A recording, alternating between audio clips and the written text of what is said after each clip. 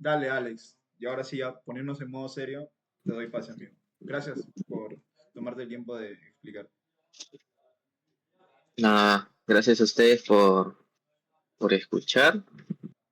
Y nada, quería darles una pequeña charlita de introducción a las redes neuronales. Ya es muy bien sabido ya en esta época, ¿no? Que conocemos todo el boom de las redes neuronales, justo que han salido nuevos modelos como el O3, ¿no?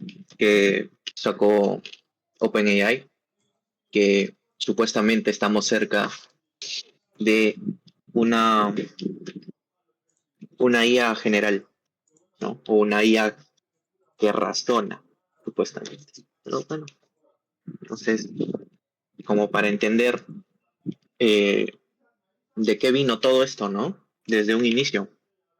Y cómo llegamos desde el inicio, desde nuestros tiempos, desde que éramos tan solo unos primates, hasta llegar ahora, ¿no? Y todo esto se basa, como casi todo lo que hemos hecho como humanos, investigando y sabiendo desde un principio y copiando a la naturaleza, ¿no? En este caso, como su nombre lo dice, redes neuronales, viene desde lo que viene a ser el cerebro, ¿no?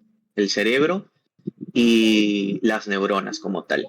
Entonces, la base como tal, el cerebro humano, ¿no? Como nosotros ya conocemos, el cerebro humano, no vamos a ahondar en un tema biológico como tal, no es una charla biológica, pero sí como para comprender un poco de en qué nos basamos nosotros al hacer las redes neuronales en base a las redes neuronales biológicas que nosotros somos, ¿no? Ahora.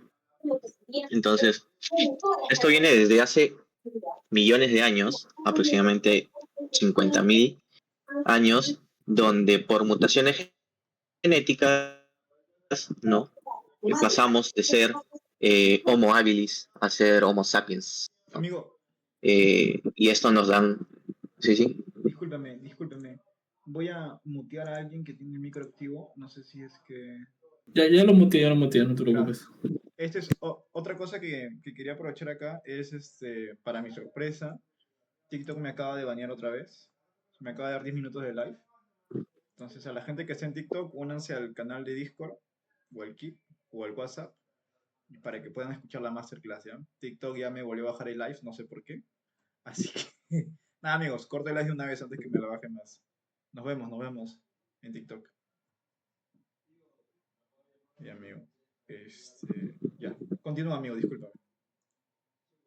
está listo. Y eso, ¿no? O sea, cómo pasamos desde ser Homo habilis a ser Homo sapiens y cómo esto, si bien es cierto, la biología nos dice que nosotros ahora podemos pensar, razonar en comparación a como éramos antes de Homo habilis, pero esto no se basa a un crecimiento del cerebro como tal, ¿no? Sino a unas mejores conexiones que nosotros tenemos y mejores procesos cognitivos que nosotros tenemos dentro de nuestro cerebro. Entonces, esto también da lugar a cómo se está impulsando la guía en ese tiempo, ¿no? De no solo generar el, eh, el puro y duro, ¿cómo se llama? Mm, Poder computacional, ¿no? Sino el entender y utilizar de manera eficiente el poder computacional que nosotros tenemos, que en nuestro caso es el poder computacional biológico como tal, y en el caso de las redes neuronales artificiales son en este caso el poder computacional que puede venir de diferentes maneras, como nosotros ya sabemos, pueden ser nuestras computadoras o pueden ser computadoras de empresas grandes como Google, eh, OpenAI y diferentes empresas, ¿no? Entonces, ¿en qué nosotros podemos, antes, ¿no? Acá podemos ver lo que son las neuronas y lo que nosotros representa lo que nos representa en sí es la sinapsis, ¿no? Si nosotros podemos ver la sinapsis como tal, la sinapsis, ¿qué es? Es la interacción o el paso de información de neurona a neurona, ¿no? Y puede aquí haber alguna transformación, como puede que solamente pase de neurona a neurona. Entonces, nosotros, para decir las redes neuronales artificiales que nosotros creamos, nosotros recreamos esta parte, ¿no? La parte de el proceso de neurona a neurona. Entonces, el proceso de neurona como tal, o también llamado perceptrón, viene de hace muchos años. No es nuevo la, todo el tema de la IA, todo el tema de los perceptrones, ¿no? Viene desde el año 1950, solamente que la IA se estancó un buen tiempo eh, para poder comprender y poder evolucionar más allá de poder nosotros tener simplemente una neurona a una red de neuronas, ¿no? Entonces, ¿cuáles son las principales funciones o principales características de un perceptrón? Al igual que una neurona,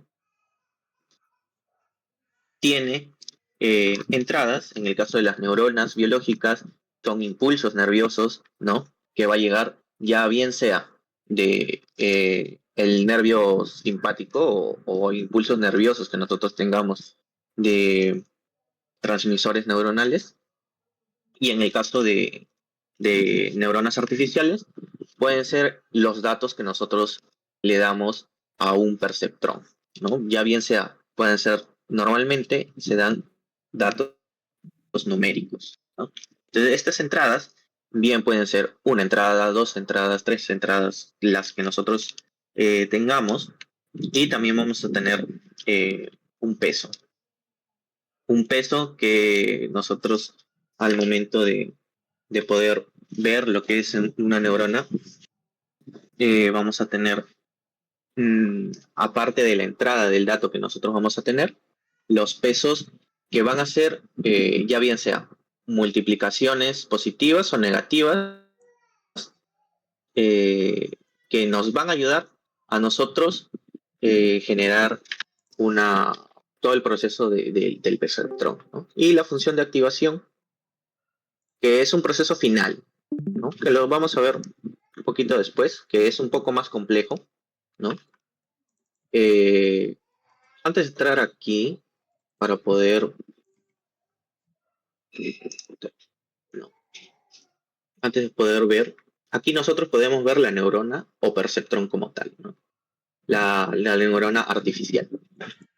Entonces, las entradas que yo les dije, esto van a ser estos, ¿no? Entradas que van a ser numéricas y van a llegar hacia nuestra neurona central, ¿no?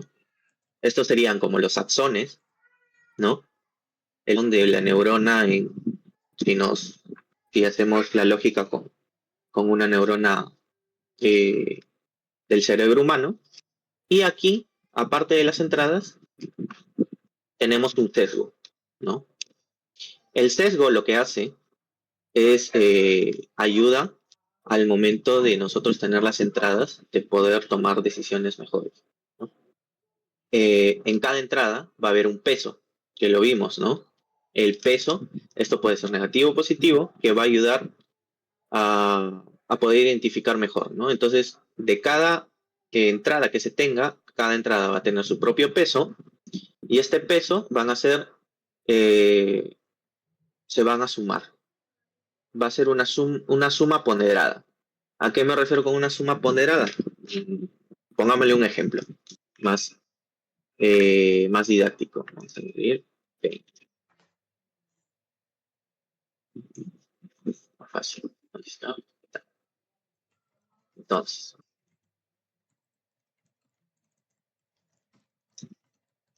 ya.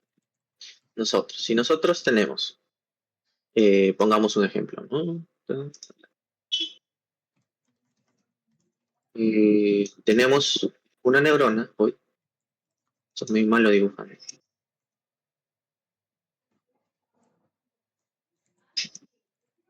Bien. Tenemos nuestra neurona central, que aquí es lo que nosotros vamos a hacer, las sumas ponderadas, ¿no? ¿Y las sumas ponderadas de qué? De nuestras entradas. Un ejemplo, ¿no? Y aquí vamos a tener nuestro sesgo. Nuestro sesgo siempre se representa o con la letra B o con la letra teta, ¿sí? Es como ya algo dicho. Entonces, ¿cómo que puede ser? La entrada del perceptrón o la entrada de una neurona que inicialmente se tiene, ¿no? Entonces, nosotros podemos extrapolarlo a lo que nosotros conocemos. Por ejemplo, ¿qué le podemos dar? Y en caso nosotros, por ejemplo, quisiéramos salir de viaje, ¿no? Que nosotros para salir de viaje tenemos que decidir. Eh, Punto principal, tener dinero, ¿no? Tener money. Dos, no sé, ir con amigos. Amigos. Y tres, no sé, que haya buen clima. Buen clima, ¿no? Entonces, a esto nosotros le podemos decir, si hay buen clima, va a ser uno. Si hay mal clima, va a ser cero. Si voy a ir con si mis amigos van a ir conmigo, uno. Si no, cero. Si tengo dinero, va a ser uno. Si no tengo dinero, va a ser cero, ¿no? Y en el sesgo, ¿qué va a haber? El punto máximo. O sea, el punto que yo voy a querer llegar y yo sumo las ponderaciones de esto. No sé. Que sí o sí se cumplan dos. Entonces, sí o sí, la suma ponderada de esto, en caso sea mayor que 2, mi salida, ¿qué va a ser? O bien un 0 o un 0 o un 1, ¿no? Si es mayor que 2, me voy de viaje. Si es menor que 2, 0, no me voy de viaje, ¿no? ¿Qué hago acá? ¿Qué estoy diciendo con esto? Aquí, por ejemplo, simplemente estoy diciendo, si tengo dinero, por ejemplo, tengo dinero, ¿no? Uno. Mis amigos no van a ir, pero hay buen clima. Entonces, ¿cómo yo hago la suma ponderada? La suma ponderada, 1 más 0 más 1, ¿no? Y eso me da 2. Ah, esto debería ser mayor o igual que 2. Mayor o igual que 1. Si se cumplen 2, se va. Entonces, se cumple este caso, ¿no? Que tengo dos casos que se cumplen. Es mayor que 2, me voy de viaje, ¿no? Pero aquí entra lo que nosotros hemos dicho sobre el tema de los pesos, ¿no? Necesariamente, si tengo dinero y hay buen clima, ¿voy a viajar solo? Pues no a muchos les gusta viajar solo, ¿no? Entonces, ¿qué prima más? ¿De que tenga dinero o que vaya con mis amigos? No sé, ¿no? Tal vez van mis amigos y ya me cuelo, pues, ¿no? Y ya veo de dónde saco plata. Tal vez los amigos pesan más. Entonces, mi peso de amigos va a ser 2. Y aquí entra la relación de pesos que nosotros estamos diciendo de las redes neuronales, ¿no? Tener dinero tal vez no pesa tanto, ¿no? Me puedo sacar un préstamo y ya después veo cómo lo pago, ¿no? Uno. Y el clima, pues tal vez es muy importante o pues llueve, como ahorita está lloviendo en Lima, ¿no? Y no hay problema, entonces eh, no me importa si llueve o no.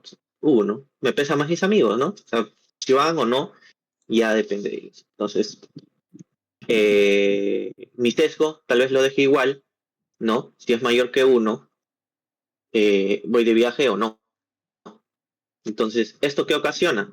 Que al momento de yo ya decir los pesos que estoy poniéndole a mi perceptrón, es que si la suma ponderada, que en caso no tengo plata, ¿no? Cero, la suma ponderada. Cero, en este caso, multiplicamos por el peso, ¿no? Más mis amigos sí van, 1 por el peso, que es 2, más, pero no hay buen clima, ¿no? Está lloviendo en Lima. 0 por 1. ¿Esto qué me da? Este 0, esto es 2. Tengo 2.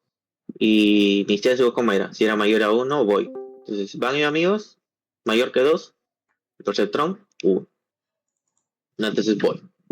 Esta es como la lógica de lo que se tenía desde un inicio, ¿no? Desde el inicio de cuando se crearon los perceptrones. Ya, este es un ejemplo burdo o muy simple de lo que nosotros hacemos para poder decidir, ¿no? En este caso, decidimos simplemente si vamos o no vamos de viaje en base a los pesos que nosotros tenemos y en base a, a lo que nosotros vamos a tener del perceptrón, ¿no? Entonces vimos que de las entradas que yo voy a tener, cada entrada va a tener su propio peso y todo este conjunto de entradas que yo voy a tener, la suma ponderada es lo que yo voy a usar, ¿no? Entonces, ¿esto que ocasiona? Vamos otra vez al Paint. Que, ¿cómo sería esta función? ¿No? Si yo tengo mi perceptrón, la suma ponderada, mi función de activación, entradas y mi sesgo, ¿no? Entonces, si yo a esto le llamo entrada 1, entrada 2, entrada 3, y cada entrada va a tener un peso, peso 1, peso 2, peso 3, y así hasta xn y peso n, ¿no? Y acá voy a tener mi sesgo. Entonces, ¿cómo sería mi ecuación dentro de esto? Pues la ecuación podría ser x1 por el peso más y así, ¿no? Que esto se convierte en ¿qué? En lo que estábamos diciendo, ¿no? La suma ponderada de i hasta n de x1 por el peso más nuestra variable, nuestro sesgo, ¿no? Y esto es lo que se hizo al inicio, ¿no? Lo que se tuvo al inicio, que es lo que tenemos acá, al inicio.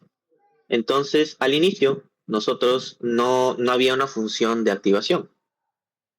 Y nosotros, ¿para qué necesitamos la función de activación? Si para nuestro caso hemos podido tomar decisiones en caso simplemente con la sumatoria ponderada hemos tomado decisiones, ¿no?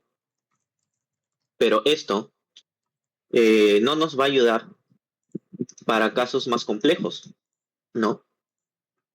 Si se dan cuenta, la función que hemos sacado es muy parecida a una regresión lineal, ¿no?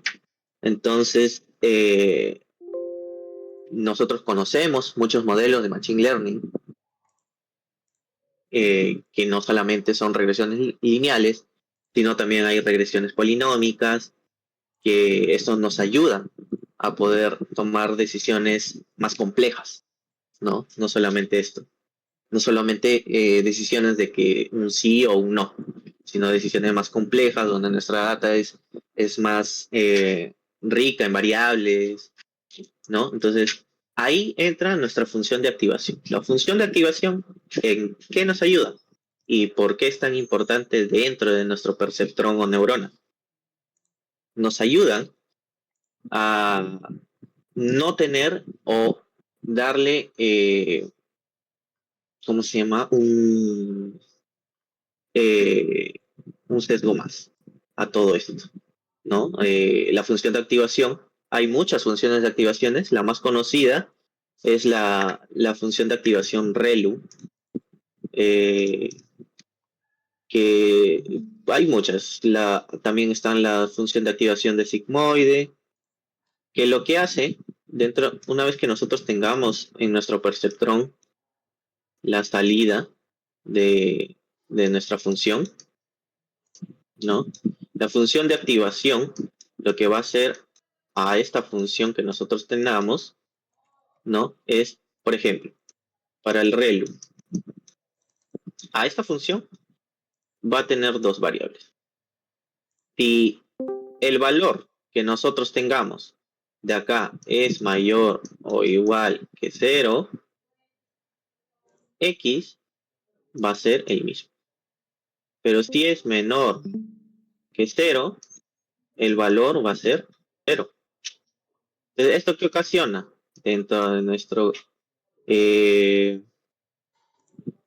mapa, dentro de nuestro plano cartesiano, vamos a tener esto, de que nuestra función, vamos a tener datos así, ¿no?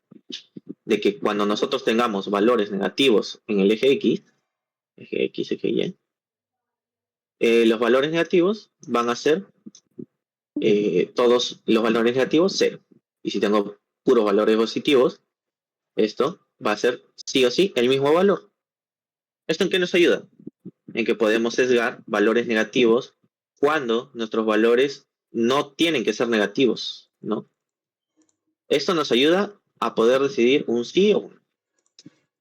También está la función de sigmoide. Que lo que hace en nuestro plano cartesiano es, como su nombre lo dice, sigmoide, es esto, ¿no? Transforma las variables en rangos de 0, de 1 a menos 1. Y así hay muchas más funciones de activaciones que van a depender del caso que nosotros le vamos a dar a nuestra neurona o a nuestra red neuronal, ¿no? Es específicamente para cada caso, ¿no? Nosotros podemos usar miles de neuronas. Y si nosotros buscamos en el internet, no sé,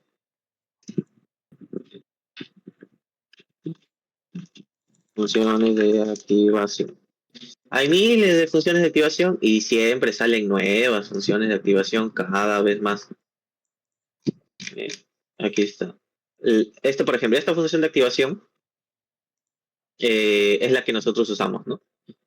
Y para el caso que nosotros hemos dicho de decidir un sí o un no, acá simplemente va a ser un 0 o un 1, ¿no? No es como la función ReLU que hemos visto, que si es positivo va a ser el mismo valor, no, acá 0 o 1, ¿no? Y acá te da la función es step, ¿no? Que si es mayor, en este caso, a x, que este era nuestro sesgo, va a ser 1 y en otro caso va a ser 0, ¿no? ¿Qué es la función de activación que nosotros hemos hecho en este caso, ¿no? De activación lineal. La activación lineal es simplemente una regresión lineal. La función logística o sigmoide que hemos dicho, ¿no? La función tangente hiperbólica y así, hay muchas. Y cada uno tiene su forma de cómo hallarla. Y ahí, o sea, la principal fue ReLU, luego de ReLU vinieron muchas más funciones de activación, que esto nos ayuda a nosotros hacer de que nuestra neurona no parezca simplemente una, mm, una regresión lineal, ¿no? Y lo bonito de las redes neuronales, que mucho tiempo simplemente se usaron simplemente con una neurona y nada más, y con una sola neurona nosotros podemos hacer bastantes cosas, ¿no? No necesariamente tenemos que usar capas y capas de redes neuronales para poder nosotros hacer predicciones, porque con estas neuronas podemos hacer regresiones o podemos, dependiendo de la función de activación, podemos tomar decisiones, ¿no? Entonces, después de la neurona, ¿qué sigue? Las capas. ¿Las capas qué son? Simplemente un conjunto de neuronas que van a seguir. La capa. Hay tres diferentes tipos de capas. Las capas de entrada, que como su nombre lo dice, son capas del inicio de una red, ¿no? Que van a captar todas las entradas que se van a dar a la red neuronal. Las capas ocultas, que normalmente son las del medio, y las capas de salida. Y las capas de salida son son los perceptrones que están al final y nos van a dar el valor que nosotros queramos, ¿no? Y esto es toda una red completa, por ejemplo. Esta es una red donde tenemos una capa de entrada, una capa oculta y una capa de salida, ¿no? Dentro de la capa de salida tenemos dos neuronas eh, y acá tenemos varias entradas, ¿no? Esto se puede hacer tan complejo como su mente se lo imagina. Es lo más complejo que puede haber, ¿no? Y el sistema neuronal son entradas y salidas, pero también puede haber una red neuronal, como puede haber una parte algorítmica, ¿no? Que esto, ¿cómo lo analogamos a la parte biológica? No sé, por ejemplo, cuando ustedes se cortan, ustedes no piensan que se cortan, ¿no? Simplemente actúan de frente, no va de frente al cerebro, sino ya es una parte automática de que ustedes van a sacar de algo que les duele. Es igual acá, ¿no? Si no hay necesidad o no hay necesidad de algo muy complejo de usar una red neuronal, se va por una parte algorítmica sencilla y te da una salida. Si ya nosotros realmente necesitamos una red neuronal, pues utilizamos una red neuronal. Entonces, esto es más que nada ya para modelos, pueden ser para empresas, ¿no? Que ayudan más, eh, es más a la realidad, ¿no? Pues no todo necesariamente se tiene que hacer con redes neuronales, ¿no? O sea, se peca a veces de querer hacer todo con lo último que se tiene, ¿no? Y se deja mucho de lado lo que se ha tenido por siempre detrás, no simplemente un script de un código de Python puede ser mucho más eficiente que una red neuronal para algunos casos, ¿no? O sea, no necesariamente siempre vas a tener que usar una red neuronal, porque hay que tener en cuenta que las redes neuronales, como nosotros estamos viendo, son cálculos que se hacen y estos cálculos lo tiene que hacer una computadora. Y mientras más densa sea una red neuronal, más gasto computacional va a tener, ¿no? Entonces cada vez va a ser más costoso. Entonces siempre es bueno saber cuándo utilizarla y cuándo no, ¿no? Tal vez simplemente con una regresión lineal es más que suficiente. A ver. Entonces aquí tenemos justo el perceptrón, ¿no? Que estábamos viendo. El sesgo, la entrada con su peso y la entrada 2 con su peso y la sumatoria ponderada, ¿no? Que normalmente se ejemplifica con un Z. Y luego viene de esto la función de activación. Que la función de activación nosotros la podemos elegir, pueden ser varias, diferentes formas. Hay muchos y nosotros tenemos que elegirlas según el caso que nosotros vamos a realizar, ¿no? Cada función de activación nos sirve para algo. Y nosotros podemos utilizar diferentes funciones de activación en diferentes capas. Podemos tener una capa inicial con una función de activación ReLU y al final una capa con softmax. Entonces, dependiendo de lo que hagamos y dependiendo de cómo queremos que salgan, pues vamos a tener las redes neuronales como tal. Entonces, dentro de la estructura como las redes neuronales, por ejemplo, para este caso, como nosotros vemos y hemos aprendido desde la secundaria matemáticas matriciales, es lo que se usa acá, ¿no? O sea, el caso que yo les di anteriormente simplemente era algo sencillo de cómo poder verlo, pero realmente con nosotros cuando tengamos entradas, mayormente se utiliza matrices, ¿no? Y acá podemos ver que, por ejemplo, para las capas de entrada, por acá tenemos una red neuronal donde tenemos una capa de entrada, dos capas ocultas y una capa de salida, ¿no? Donde al final nos va a botar un valor. Dependiendo de qué función de activación hayamos usado, vamos a tener un valor de 0 a 1 o un valor de tal vez un valor porcentual, ¿no? Entonces, ¿qué nos da acá? O que nosotros, ya al momento de nosotros tener una red neuronal, ¿qué es lo que estamos haciendo y cómo es que la red neuronal va a aprender? ¿No? Así como nosotros ingerimos mucha data todos los días, a cada momento, la red neuronal también va a ser alimentada con data, ¿no? Con las entradas que nosotros tenemos acá. Entonces, la entrada a cada perceptrón nos va a dar los pesos. Así como nosotros tenemos, por ejemplo, acá, a esta neurona, sus entradas, ¿cuáles serían? Estas tres, ¿no? Las salidas de las neuronas, de las tres neuronas de la capa de entrada. Está saliendo humo del cerebro, dicen. No, o sea, si no entienden una parte, avisen.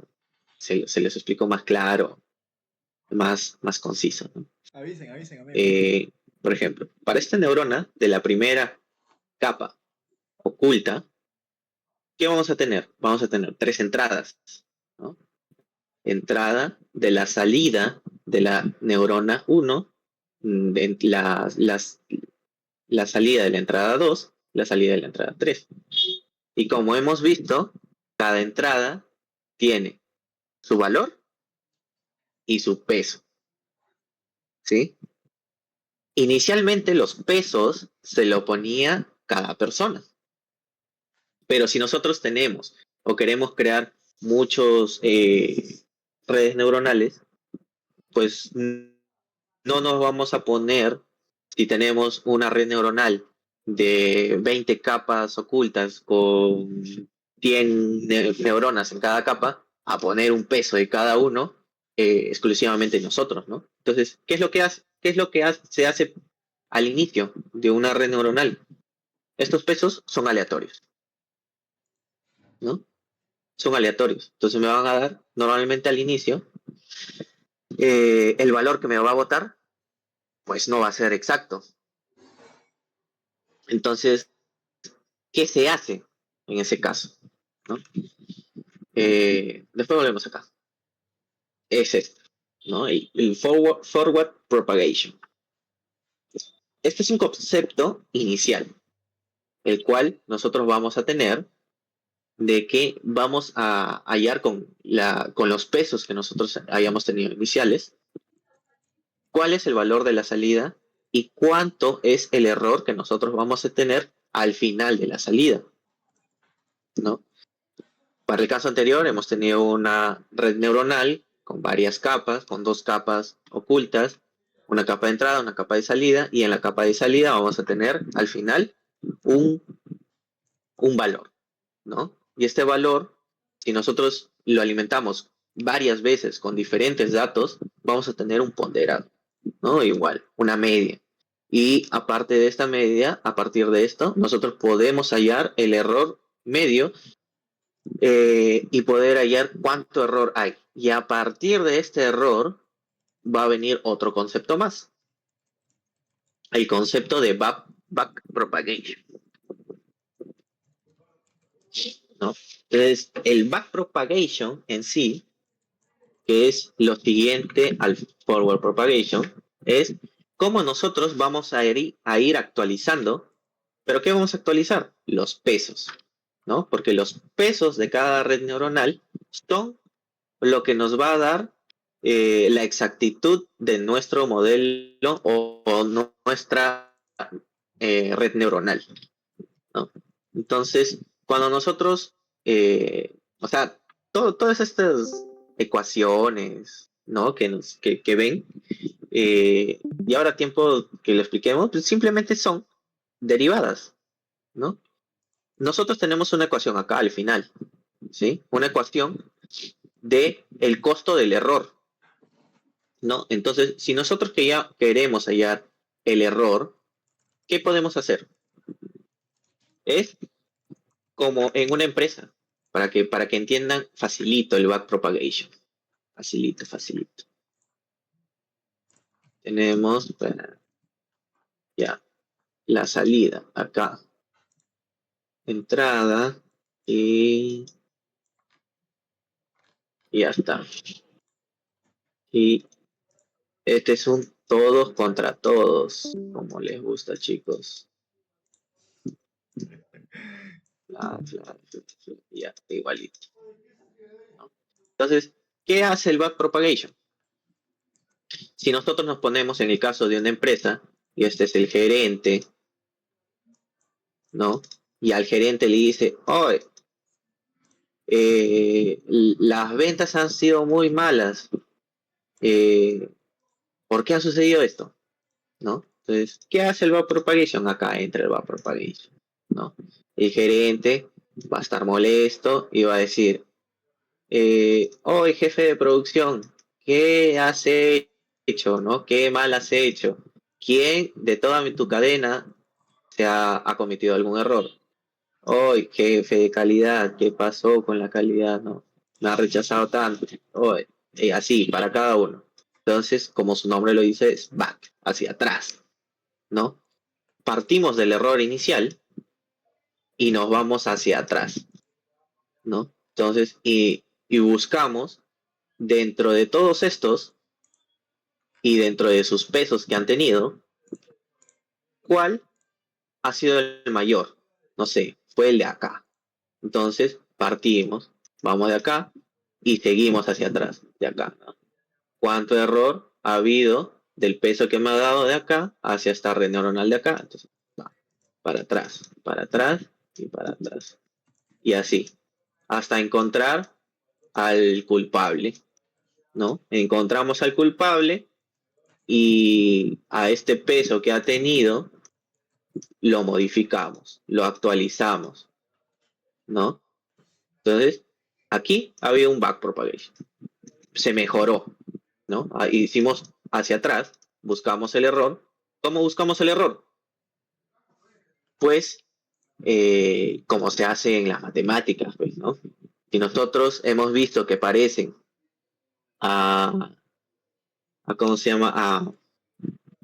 A modelos lineales, ¿no? Regresores lineales, ¿cómo nosotros podemos hallar el valor mínimo de estos valores, ¿no? Si al final lo que nosotros queremos hallar es ese error, ¿no? Nosotros tenemos, por ejemplo, uy, más chueco, aquí, negrito. Si tenemos nuestra regresión lineal, esto podría ser tu sesgo y acá tenemos todo lo que viene a ser la regresión. ¿Qué hacemos? Necesitamos hallar el punto donde es el punto cero, ¿no? De nuestra ecuación. ¿Qué hacemos? Derivamos. Derivamos, ¿sí o no? Derivamos para saber el punto donde el punto es cero, ¿no? Entonces acá también entra otro concepto que no sé si alguien lo ha escuchado, que es lo mismo, pero hallamos los puntos mínimos de las funciones sigmoide, ¿no? Si nosotros tenemos una sigmoide, lo ideal sería hallar este punto, ¿no? Es el punto mínimo donde la función va a converger. Pero ¿qué pasa si nuestra función ya no es así? Nuestra función es diferente. Nuestra función va a ser, pongámosle medio así, ¿no? Entonces podemos nosotros al derivar obtener este valor o este valor, Estoy volando, ¿no? chicos. Entonces tenemos que aplicar ya otros métodos para poder hallar el valor mínimo, ¿no? El valor que nos interesa, que es este. Y así. Se va a hacer más complejo mientras, ahí está el gradiente descendente, justo lo que dijo mi compadre. Ir hallando, ¿no? Entonces derivamos. Y mientras nosotros vamos a ir derivando y hallando los pesos hacia atrás, vamos a ir actualizando los pesos, ¿no? Entonces, cuantas veces nosotros hagamos este backpropagation, esto es ya, ¿cómo se llama? Un factor que nosotros podemos ponerle al momento de nosotros entrenar, ¿no? Mientras más hagamos esto, más se van a adecuar a los datos que nosotros tengamos, ¿no? Pero mientras también más lo hagamos, también vamos a atender a que nuestra red neuronal sobreaprenda de los datos que le hemos dado. Y al nosotros darles un dato diferente, puede errar, porque te acostumbró tanto a los datos que nosotros le hayamos dado que te va a predecir mal, ¿no? Entonces a eso se le dice overfitting, ¿no? Y justo acá le puse también, ¿no? El descenso de gradiente, que el descenso de gradiente es más complejo de lo que le expliqué, pero es más complejo. Entonces, es esto, y al momento, y es ir atrás, ¿no? Y encontrar los pesos. Entonces, como nosotros, todo esto es más o menos lo que es una red neuronal. Y hay diferentes tipos de redes neuronales, ¿no? Ya vimos lo que es el perceptrón con sus entradas, ¿no? Y cada vez se fueron, pueden ser tan complejos como nosotros queramos, ¿no? Por ejemplo, acá vemos una red, una feed forward y una red convolucionales, ¿no? ¿Cómo se llama? Las generativas, las GAN, por ejemplo, las generativas del Versal Network GAN, ¿no? Que estos son más usados, por ejemplo, en el caso de Computer Vision, ¿no? Y las convolucionales también para Computer Vision sirven mucho. Y acá ya lo que hace la red neuronal es que cada valor que le va a entrar es una parte de una matriz, y esa matriz viene a ser un elemento de un píxel de una imagen, ¿no? Entonces, cada vez se va a ir complicando más, ¿no? Mientras nosotros tengamos diferentes arquitecturas, cada arquitectura tiene su propósito, ¿no? Y por esto siempre es nosotros probar. Lo bonito de las redes neuronales es de que es puro y dura experimentación, ¿no? Probar todos los parámetros que nosotros podamos imaginarnos, ¿no? Desde cuántas veces nosotros vamos a utilizar estos backpropagation, que se les llama, cuántas veces vamos a pasar los datos, ¿no? Por nuestra red neuronal, que esos son, por ejemplo, los POCH. ¿Qué funciones de activación voy a dar? ¿No? Y diferentes, hay mil de parámetros, ¿no? Que esto lo podemos probar en páginas como esta, ¿ven? El Playground. Este es buenísimo. Acá nosotros podemos probar redes neuronales sin gastar nada, pues ir probando redes neuronales. Se los paso aquí por el chat. Uy, no puedo. Sí. Ya, se los paso por el, ¿cómo se llama? No, Por aquí, ya. Aquí, sí, Ya, lo paso por aquí. O pásalo por aquí y de ahí lo pasamos por acá. Danilo. O pásalo por aquí y de ahí lo pasamos por acá. ¿Cuál de estas redes neuronales tiene Y ahí está. Uy, creo que no. Danilo. ¿Te deja? Y ahí está. Uy, creo que no. Danilo. No me deja. No me deja enviar enlaces. Ya después lo paso. O le copian, buscan nada más Playground TensorFlow, ¿no? Y acá pueden ver y pueden ir jugando, ¿no? Como les dije, sin neuronas, simplemente una entrada, por ejemplo. y probando diferentes tipos de data, ¿no? Acá te dan 4 datas que nosotros podemos usar, ¿no? Esta data donde los puntos del diferente color significa que pertenecen a una categoría diferente, ¿no? Acá podemos ver que tienen diferente categoría y nosotros podemos ir jugando de cómo pueden ir utilizándose el problema específico para el cual lo vamos a hacer. Para este caso, estamos utilizando el problema, el tipo del problema, que es clasificación, pero también podemos hacer las de regresión, ¿no? Predecir cosas, ¿no? Por ejemplo, las redes neuronales recurrentes son las que se utilizan como un método avanzado a las series temporales que nos pueden predecir tal vez clima, ¿no? Cuánta temperatura va a pasar tanto tiempo, bien, cosas así. Y las de clasificación, pues un nombre lo dice, ¿no? Clasificar tipos de data que nosotros podamos tener. Esta data es creada, ¿no? Difícil en que encontremos una data así en espiral, ¿no? Difícil. Más que nada la mayoría son así, ¿no? Con diferentes tipos de clasificaciones dentro de ella. Entonces nosotros podemos jugar, por ejemplo, justo lo que les dije, mira, hay que probar algo. Si nosotros ponemos una capa de neuronas, de una neurona, por ejemplo, ¿no? Con una entrada, pero la función de activación es una lineal, ¿no? No le ponemos ninguna función de activación que haya. Nosotros, ¿en qué momento va a poder clasificar este tipo de data? ¿No? No creo que lo ponga. Entonces, aquí le damos play para ver cuántas epoch. La epoch hace referencia a cuántas veces nosotros vamos a pasar la data por el modelo, ¿no? Y acá podemos elegir, por ejemplo, el ratio del entrenamiento, el test data, ¿no? Normalmente acá hay que dejarle en 80% y el batch size, sí, 10, nada más. Y le damos, ¿no? Y acá podemos ver eh, el rango, ¿no? Cuántas veces está pasando, y está pasando 500 veces, 600 veces.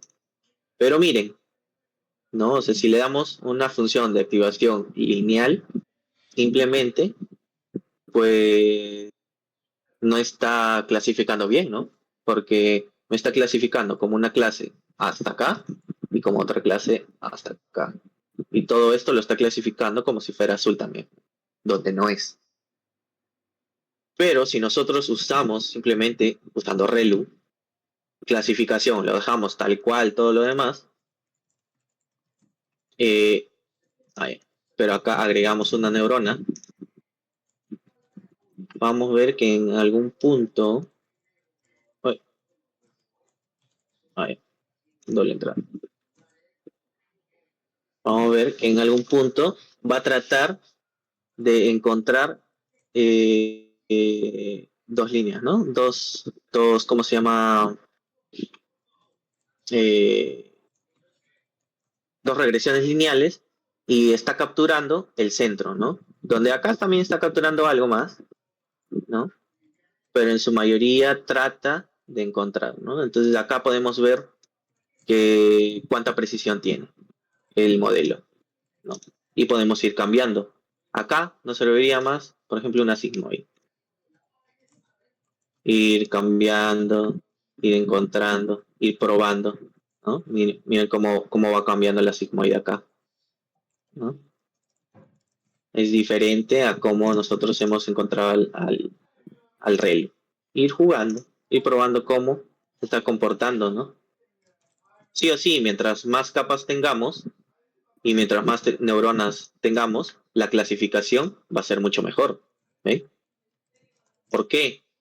Porque la función de activación lo que va a hacer es de que si nosotros hemos tenido solamente una capa, pues vamos a tener regresiones lineales nada más. Si nosotros lo dejamos como lineal, esto, y ponemos tantas capas como queramos, y tantas neuronas como queramos, esto siempre va a caer en una regresión lineal.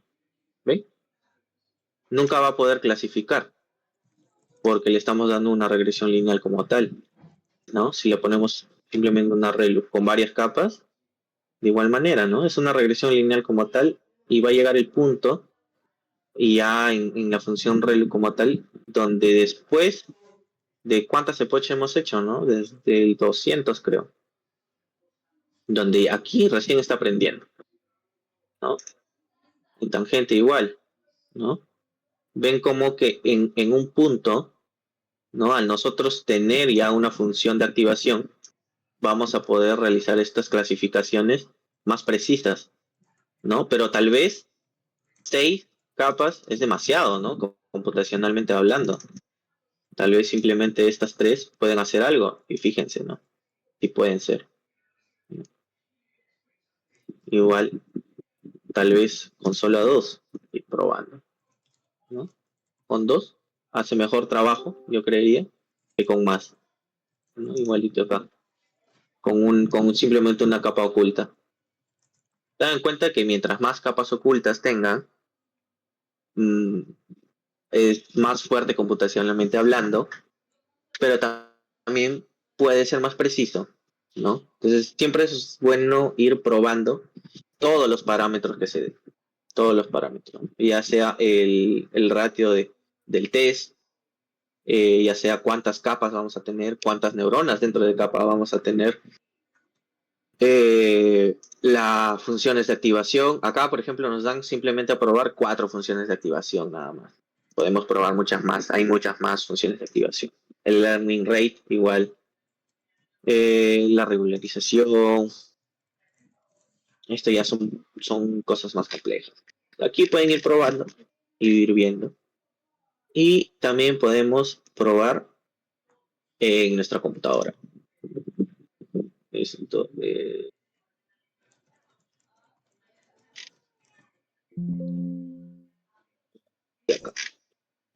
entonces, ¿cómo nosotros podemos ver en nuestra computadora? Entonces, para esto hay muchas paqueterías, dentro de las cuales las que más nos interesan, como vimos, Playground, TensorFlow, pues TensorFlow. TensorFlow es una de las primeras librerías que se crearon para hacer redes neuronales, ¿no? Y aquí dentro de TensorFlow pueden ver cómo se instala, ¿no? Y cómo instalar TensorFlow.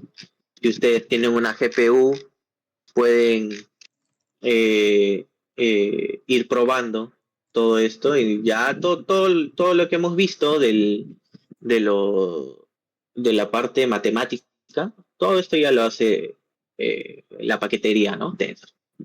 Desde aquí siempre hay que tener en claro de que,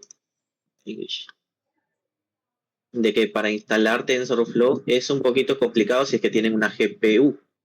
Para la GPU en Windows siempre te va a pedir instalar no solamente la paquetería de TensorFlow, sino también instalar lo que viene a ser el QDNN y el CUDA Tools, ¿no? Que estos dos nos sirven, que son parte de NVIDIA. NVIDIA tiene NVIDIA,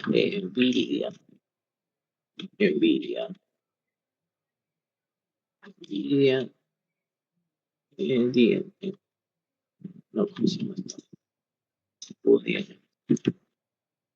¿No? Los CUDA Core, ¿no? Y acá pueden ir descargando y normalmente siempre lean siempre porque acá a partir de la versión 2.10 ya el TensorFlow no utiliza directamente la GPU, sino utiliza conversores. Entonces, para eso, pues, instálense un entorno virtual. Pueden usar Docker, simplemente usan Docker de frente y crean su imagen y de frente con TensorFlow y pueden crear, ¿no? Entran Docker y hasta crean su imagen virtual. O lo otro es instalar, ¿no? Instalan QDNN, la versión 8.1, y CUDA Tools, el 11.2, y tienen que instalar sí o sí la versión 2.10 y con Python de 3.7 a 3.10, ¿no? Yo para eso, por ejemplo, utilizo Anaconda. Creo mi entorno virtual, ¿no? Creo mi entorno virtual y ya lo tengo más rápido. Otra librería es PyTorch. PyTorch, para mi entender, es más fácil. Más fácil de instalar, más fácil de usar, ¿no? Más facilito. Y acá te dice, install PyTorch. ¿Qué quieres? Que necesitas lenguaje, el stable, ¿para qué? No sé, si tienen Linux, Linux, si tienen Windows, Windows. Si lo van a instalar en Conda, acá te da Conda, PyTorch, ¿no? Si lo van a instalar de frente en su Python, ¿no? Con el pip, ¿no? Pip install, y acá ya le dice, ¿no? Pip install Tors, Tor version, Tors audio, y ya está. ¿Qué CUDA están usando? CUDA 11.8, CUDA 12.1. Este CUDA hace referencia a ¿cómo se llama? A nuestra tarjeta gráfica, ¿no? Si es que tiene. Si es que no tiene, CPU directamente. CPU, facilito, ¿no? No se hacen bolas. Pero tengan en cuenta de que al usar el CPU es más lento, ¿no? Mucho más lento.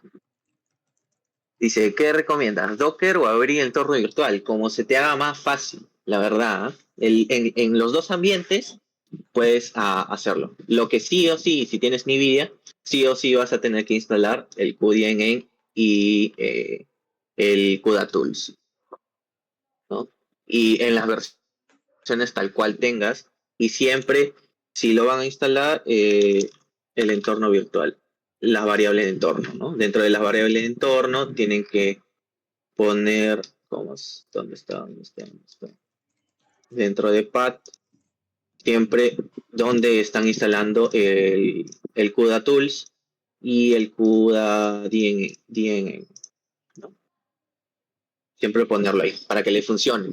Yo utilizo, a mí me ha funcionado más fácil usar el entorno virtual, ¿no? Más facilito. Y ya con eso te lee. Entonces, para hacer nuestra primera red neuronal, ¿qué necesitamos? Instalar una de estas dos paqueterías. Cualquiera de las dos, nos da lo mismo. Con las dos podemos utilizar. Pero sí hay que ver la documentación, ¿no? De cómo nosotros vamos a utilizarlo. Entonces, yo aquí en mi Visual Studio, pues puedo utilizar y seleccionar mi kernel, ¿no? Yo ya creé aquí en mi entorno virtual de Conda mi entorno de TensorFlow, donde ya tengo instalado TensorFlow en Python 3.10 con todos los prerequisitos, ¿no? Y si quiero instalar otra cosa, ¿cómo lo hago en un Jupyter Notebook? Con el signo de admiración, pip install y el nombre del paquete, ¿no? Facilito. Pip freeze para ver qué paquetes tenemos aquí. O pip list también nos sirve, ¿no? Pip freeze para ver qué versiones también tenemos, ¿no? Y NVIDIA SMI. ¿Para qué nos sirve esto? Para ver si está leyendo nuestra tarjeta gráfica, ¿no? Acá, por ejemplo, NVIDIA, qué driver, qué CUDA estoy utilizando, ¿no? La 12.7, por ejemplo. Y de ahí a todo esto. Entonces, ¿cómo podemos ver la versión de TensorFlow? Simplemente importamos TensorFlow, le ponemos un alias tf y ponemos version y listo. Si quieren le paso este Jupyter Notebook también, ¿no? Y te va a lanzar, ¿no? TensorFlow. ¿Qué versión de TensorFlow tienes instalado? Luego, para ver si realmente está leyendo las GPUs, no solo ver la versión, sino también utilizar este punto, ¿no? El config list physical device. Esto lo que nos va a hacer es ver si es que tenemos una GPU instalada o no, si nos está leyendo la GPU. En este caso le doy y sí, tengo una GPU disponible. Me dice physical device, tengo una CPU y tengo físico una GPU. Me está leyendo la GPU, listo, puedo seguir, ¿no? Y dentro de TensorFlow, esto si no les he explicado, se me pasó, podemos usar Keras. Keras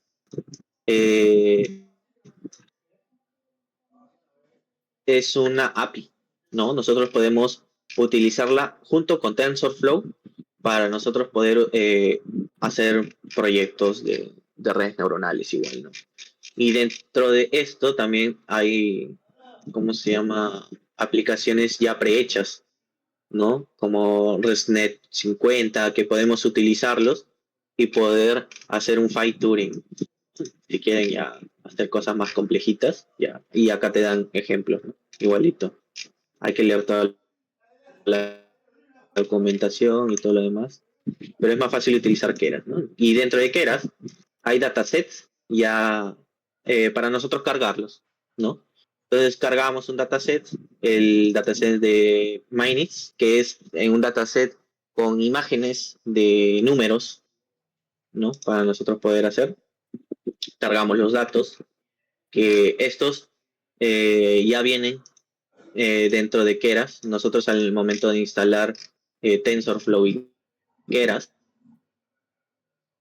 ya nos va a venir estos datasets, ¿no? Así como en Pandas hay datasets ya prehechos, ya igualito acá. Entonces, utilizamos una función con Matplotlib para poder mostrar las imágenes que tenemos, ¿no? Y esta función simplemente es para poder visualizar la imagen, una imagen random de toda la data que nosotros tenemos, poder visualizarla con su etiqueta, ¿no? Cada imagen tiene su propia etiqueta.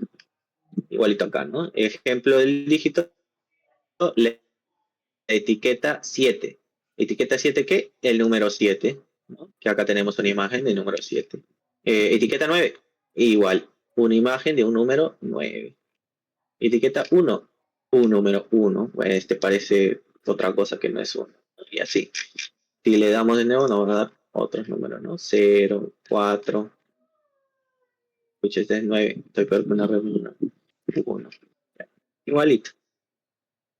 Y luego lo que nosotros tenemos que hacer es dividir nuestro dataset, dividir en, justo como lo estábamos viendo en aquí en la parte de acá, dividimos nuestro data, ¿no? Entre data de entrenamiento y data de validación, ¿no? Normalmente se utiliza el 80-20, 80% para el training y 20% para la validación, ¿no? Y aquí ya pueden ver, ¿no? Todo normalizamos los datos y pasamos las clases. Las clases utilizamos scikit-learn para poder utilizar el trait and split, ¿no? Que son los conjuntos. Que aquí es lo que nos va a, lo que va a hacer esta función es de que va a dividir nuestros valores, ¿no? En los datos de training y validación como tal. Listo. Y acá tenemos, ¿no? Luego utilizamos las etiquetas de one-hot encoding para poder, ¿cómo se llama? Tener un índice mejor. Utilizamos la red y aquí ya creamos lo que viene a ser las funciones o lo que viene a ser toda la red neuronal, ¿no? Podemos utilizar dos formas, utilizando model secuencial y add, ¿no? Que vamos a ir añadiendo capa tras capa, ¿no? O simplemente usar el sequential y de frente ponerle acá todo lo que nosotros vamos a utilizar, ¿no? Cualquiera de las dos es válida, ya sea de frente de sequential y ponerle todos los valores que nosotros vamos a hacer, o simplemente indicarle una variable, ¿no? Indicarle una variable de sequential y luego ir añadiendo cada capa que nosotros vamos a querer usar, ¿no? Por ejemplo, aquí estoy creando una capa de entrada, luego una capa densa con la función de activación ReLU, Luego una capa densa otra vez con activación softmax, ¿no? Igualito. Esto es lo mismo que acá. Lo mismo, ¿no? Lo mismo. Entonces, al final ponemos model summary para ver cómo está quedando nuestra red neuronal, ¿no? Nuestra capa de entrada, nuestra capa densa de 500. Y aquí está todos los parámetros que se va diciendo, ¿no? Y luego necesitamos un optimizador. Para eso importamos SGD y hacemos una compilación. Acá elegimos una métrica que vamos a utilizar para ver la precisión de nuestro modelo. En este caso, estoy utilizando la precisión, el accuracy, ¿no? Y la función de pérdida, el categorical cross entropy, ¿no? Acá pueden utilizar otras, pero para estos modelos de imágenes así, lo normal es utilizar el categorical cross entropy. Y seguimos, y acá igual, ¿no? De Keras, el modelo funcional como tal, ¿no? Y acá creamos otra vez, ¿no? Acá ya estamos haciendo de nuevo hacia una nueva variable las capas flatten, las capas densa y el output, y acá el modelo. Igual, acá tenemos un modelo ya con 4 capas, ¿no? Acá teníamos uno con 3. Y acá les dejo un poquito para que vayan diciendo, ¿no? La capa de entrada que debe ser el input layer, que es esta, ¿no? Con el número de parámetros. Y acá, ¿qué estamos haciendo? 28 por 28, que son los píxeles, ¿no? Los píxeles que se está teniendo, los parámetros. Luego la capa de aplanamiento, que estas son las capas ocultas, ¿no? La capa oculta de densidad con 512 neuronas, ¿no? 784 neuronas, así. Todo lo que estamos creando aquí, acá se los explico más detalladamente. Y luego, al final, utilizamos el compilador para esta nueva red neuronal, ¿no? Igualito, el accuracy, el categorical entropy y el optimizador Adam, que es el más popular que se utiliza. Y luego entrenamos al modelo, ¿no? Entrenamos al modelo. ¿Cómo entrenamos al modelo? Con model fit. Y acá ponemos el X-train y el Y-train, ¿no? Los valores de entrada y los valores de salida. Y acá ponemos la validación. ¿Cuál le vamos a utilizar? Ya nosotros ya lo habíamos predefinido antes con los valores de validación de X y Y, ¿no? Los valores de salida. Y acá podemos definir cuántos epoch vamos a utilizar, cuántas veces vamos a dar la data hacia nuestra red neuronal. Entonces aquí lo podemos definir nosotros o poder indicar que cuando ya el accuracy ya no esté aumentando, que se detenga el modelo de entrenarlo, nada más. Sí, también se puede hacer eso. Entonces cuando nosotros le damos, acá vamos a ver, ¿no? Entrenando a la red neuronal. Esta velocidad va a depender si ustedes están utilizando su CPU o están utilizando una GPU, ¿no? Esta parte del entrenamiento depende mucho ya de la capacidad de cómputo que tengan ustedes, o si ustedes lo están haciendo en un entorno online, ¿no? Y acá podemos ver las curvas, bueno, que termine de entrenar.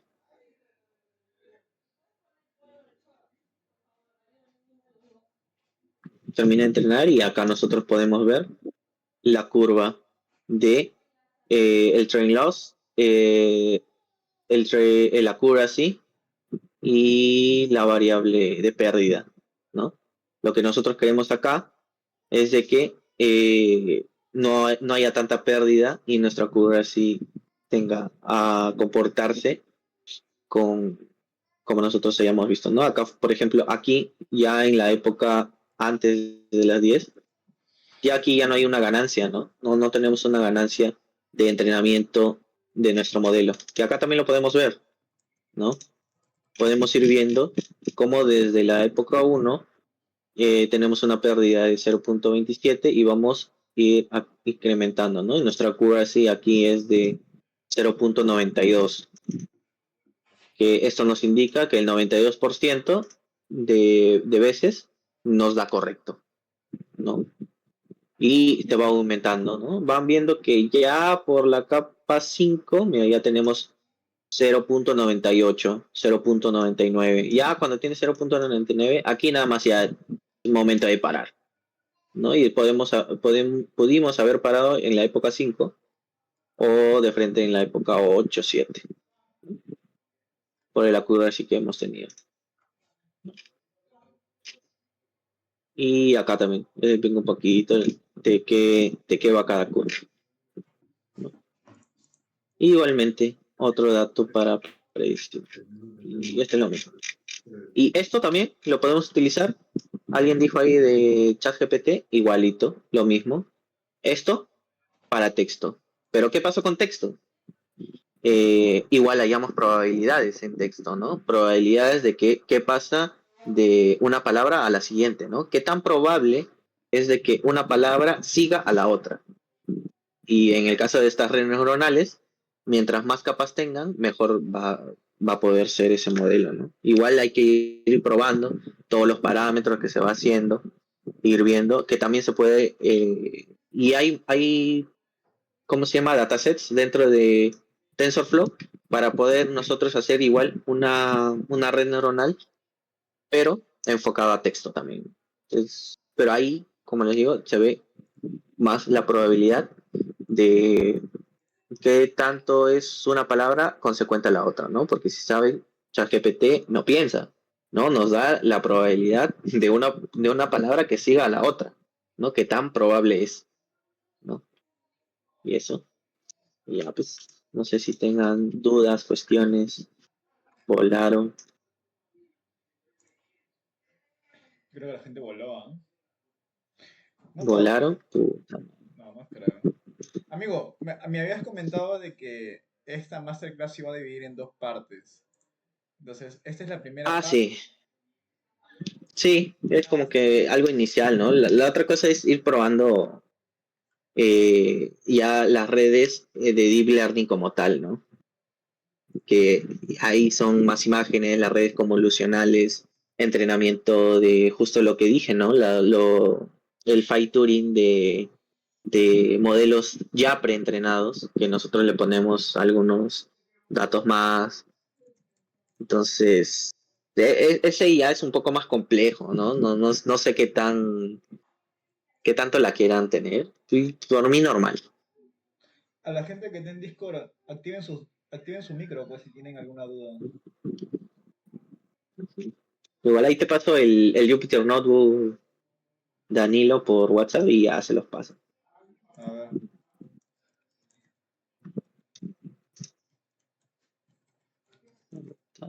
Una consulta, Alex.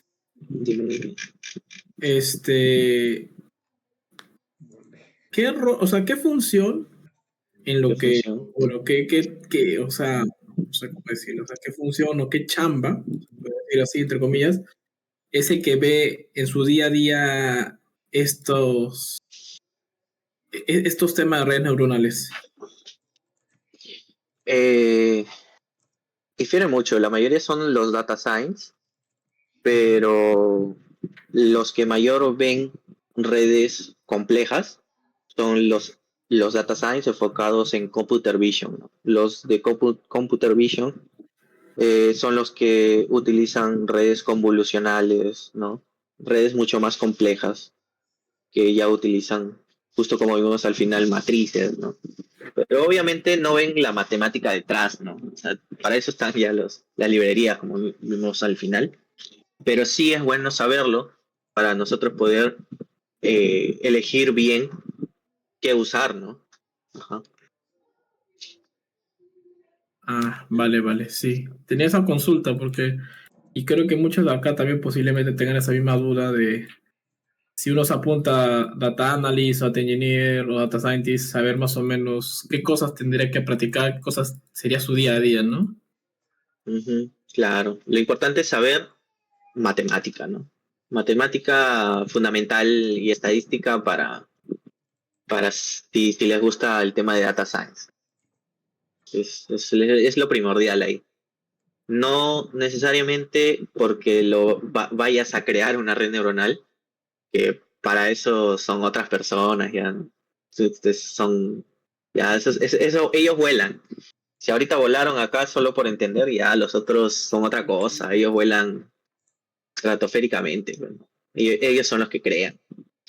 Pero nosotros, como data science, es más que nada saber el qué y saber cómo usarlo, más que nada. Buenazo, buenazo.